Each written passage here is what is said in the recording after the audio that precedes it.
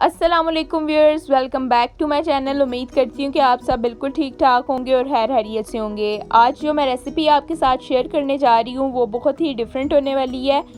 आज की रेसिपी है मीठी टिक्कियों की रेसिपी। कुछ लोग इसको मीठी टिक्कियाँ बोलते हैं और कुछ लोग इसको मठियाँ भी बोलते हैं, आप जो भी समझ लें।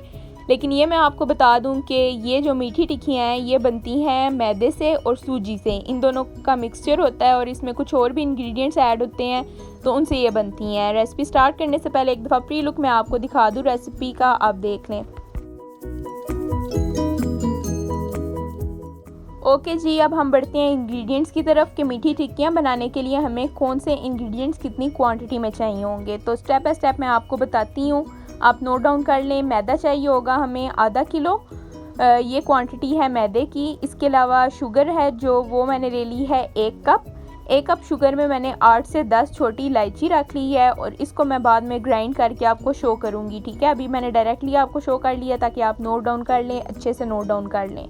मैदा और शुगर की क्वांटिटी अभी मैंने आपको बताई है। नेक्स्ट हम बढ़ते हैं देसी घी की तरफ। देसी घी मैंने लिया है 4 टेबलस्पून।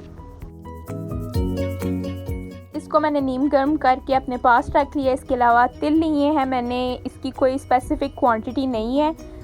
3 to 4 टेबलस्पून आप ले लें, इसकी कोई भी क्वांटिटी आप ले सकते हैं। इसके अलावा दूध लिया है मैंने नीम गर्म, 1 कप दूध है। और सूजी ली है मैंने आधे कप से थोड़ी सी ज़्यादा, ठीक है। 1 कप फुल नहीं लिया, आधे कप से थोड़ी सी ज़्यादा। ये थी इंग्रेडिएंट्स जो ओवरव्यू मैं आपको दोबारा दे रही हूँ। अब हम स्टेप बाय स्टेप मैदे में इंग्रेडिएंट्स ऐड करते जाएंगे। ये मैंने शुगर जो ली थी और छोटी इलायची उसका पाउडर बना के अपने पास रख लिया है, आपको ऑलरेडी शो कर चुकी हूँ, ठीक है। अब मैं डायरेक्टली ऐड कर रही हूँ मैदे में। सबसे पहले मैंने ऐड कर ली है सूजी। नेक्स्ट इसमें मैं ऐड करूँगी शुगर पाउडर। शुगर पाउडर जो मैंने अपने पास ग्राइंड करके इलायची के साथ रखा हुआ है वो मैं इसमें डायरेक्टली ऐड कर रही हूँ।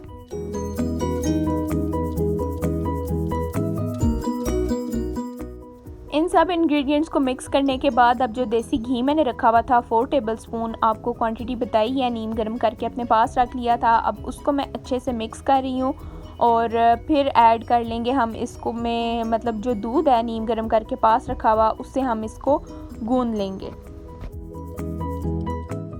चलें जी, ये अम्मी की स्पेशल रेसिपी थी, मठियों की रेसिपी, तो वो इसको गूंदना स्टार्ट कर रही हैं। मैं इसको कैप्चर कर रही थी। तो अब दूध थोड़ा सा ऐड किया है, नीम गर्म दूध है, उससे गूंदना इसको स्टार्ट कर दिया, ठीक है। स्लोली ग्रेजुअली आपने इसको गूंदते जाना है। बस डो को बहुत ज़्यादा पतला नहीं करना और बहुत ज़्यादा सख्त भी नहीं करना, बस इसको आपने मीडियम रखना है, ठीक है। सख्त नहीं होनी चाहिए आपकी डो।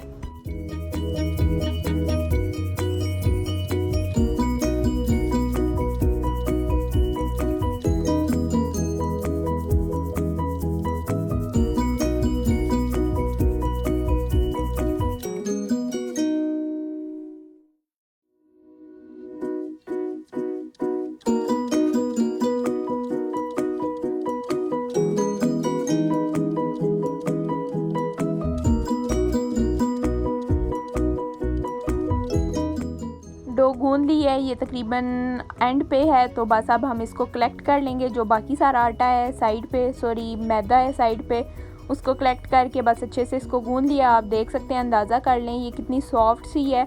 बस बहुत ज़्यादा पतली नहीं आपने करनी, एक्स्ट्रा दूध नहीं डालना। जितनी क्वांटिटी बताई है सेम उसी क्वांटिटी से आपने इसको तैयार कर लेना है, ठीक है। अब इसको मैंने एक दूसरे बाउल में निकालने लगे हैं और इसको आपने 1 आवर के लिए छोड़ देना है। 1 आवर के बाद आपने बाकी का प्रोसेस स्टार्ट कर लेना है। डो को दूसरे बोल में निकालने से पहले उस बोल को आपने थोड़े से ऑयल से ग्रीस कर लेना है, ठीक है। इससे ही होगा कि चिपकेगी नहीं। जब आप 1 आवर के बाद निकालेंगे तो वो बिल्कुल चिपकेगी नहीं, वो बिल्कुल सॉफ्ट सी और फ्लेक्सिबल सी होगी, ठीक है। अब 1 आवर के लिए आप इसको रख दें। 1 आवर के बाद आपने इसको निकालना है और फिर बनानी है इसकी टिक्कियाँ और फिर हम उनको फ्राई कर लेंगे। चलें जी, हम अब स्टार्ट करते हैं। 1 आवर हो चुका है।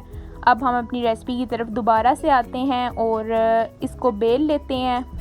थोड़ा सा देखें, मैंने मैदा वो जो डो थी वो ली, उसके अंदर जो तिल था वो मैंने ऐड किया है और फिर मैं इसका पेड़ा बना रही हूँ। और पेड़ा बनाने के बाद इसको बेल लेना है। इसमें आपने मैदा नहीं यूज़ करना, जैसे रोटी पकाते वक्त हम थोड़ा सा खुश्का लगा के करते हैं, आपने जो ग्रीस कर लेना है ऑयल से, ठीक है। ऑयल से आपने ग्रीस कर लेना है और फिर आपने इसको बेलना है।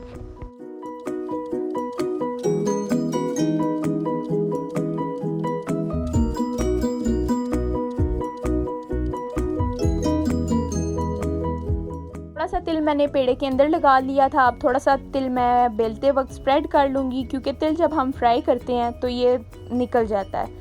तो आप कोशिश करें कि थोड़ा सा ज़्यादा लगा लें, ताकि ये जो टिक्कियाँ जब हम फ्राई करें तो रह जाए बाकी, ठीक है। अब मैंने एक ले लिया है मग, जो कि बिल्कुल राउंड शेप में था, उससे मैं इसमें कर लूँगी और फिर मैं इसको फ्राई कर लूँगी, ठीक है। देखते हैं मेरी इससे कितनी टिक्कियाँ बनती हैं, 4 शायद बन जाएँ या 5 भी बन सकती हैं, क्योंकि रोटी मैंने बड़ी बेली थी। और इसकी आप थिकनेस चेक कर सकते हैं, बहुत ज़्यादा मोटी भी नहीं बेलनी और बहुत ज़्यादा पतली भी नहीं बेलनी, ठीक है। 5 टिक्कियाँ मेरी बन चुकी हैं और छठी ये बनने जा रही है। तो थिकनेस आप देख सकते हैं मेरी रोटी की। अब मैं सेपरेट जो है वो उठा लूँगी और ये जो 6 टिक्कियाँ हैं इनको मैं फ्राई कर लूँगी।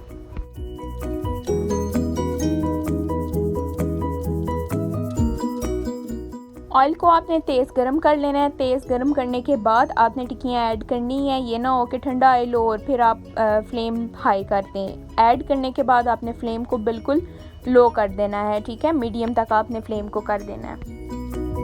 2 मिनट के बाद मैंने चेक किया तो एक साइड लाइट ब्राउन होना स्टार्ट हो गई थी। तो अब मैं इसकी साइड्स चेंज कर रही हूँ। आप इसकी शक्ल देख सकते हैं कि कितनी खूबसूरत और फूली हुई मीठी टिक्कियाँ बनी हैं और ये खाने में भी बहुत टेस्टी होती हैं। इसको अमूमी तौर पे खीर के साथ भी यूज़ किया जाता है। आप खीर के साथ भी इसको सर्व कर दें। ये एक बहुत यूनिक सी डिश है, ठीक है। आप इसको मस्ट ट्राई करें। इसके अलावा आप इसको सेपरेट भी खा सकते हैं, वैसे भी बहुत अच्छी लगती हैं। तो अभी आप इसकी शक्ल देख सकते हैं कि कितनी खूबसूरत हैं, फूली फूली सी बनी है।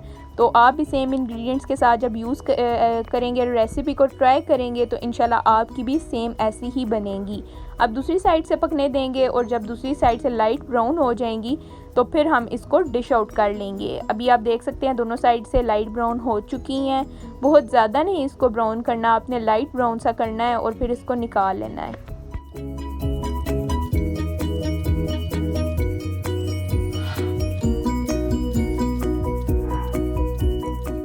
अब मैं इसकी फ़ाइनल लुक आपके साथ शेयर करती हूँ। तकरीबन 15 से 18 टिक्कियाँ बनी थी इस रेसिपी से और हम सब ने बहुत इंजॉय किया।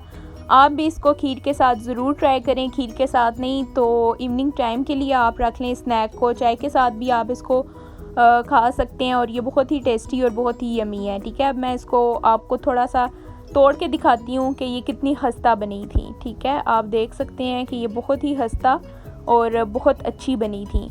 तो आप इसको खीर के साथ मस्ट ट्राई करें, ठीक है। अभी मैं आपको खीर की लुक भी दिखाती हूँ कि जो मैंने खीर बनाई थी उसके साथ हम लोगों ने ये खाई। खीर की रेसिपी ऑलरेडी मैं आपके साथ शेयर कर चुकी हूँ। डिस्क्रिप्शन बॉक्स में आपके साथ इसका लिंक भी शेयर कर दूँगी। आप खीर भी मस्ट ट्राई करें मेरी रेसिपी से। ये बहुत अच्छी खीर बनी थी और मुझे लास्ट वाली वीडियो पे बहुत ज़्यादा रिव्यूज़ आए कि आपकी रेसिपी बहुत अच्छी है, हम भी ज़रूर ट्राई करेंगे। और कुछ तो व्यूअर्स ने ट्राई भी किया और मुझे सेपरेटली एक पिक्चर भी सेंड की और वाकई उनकी खीर की शक्ल भी ऐसी थी जैसे मैंने खीर बनाई थी। तो आप ट्राई किया करें कि मेरे इंग्रेडिएंट्स सेम यूज़ किया करें और फिर अपनी रेसिपीज़ को ट्राई किया करें, तो इंशाल्लाह आपकी भी सेम एज़ इट इज़ वैसे ही बनेगी।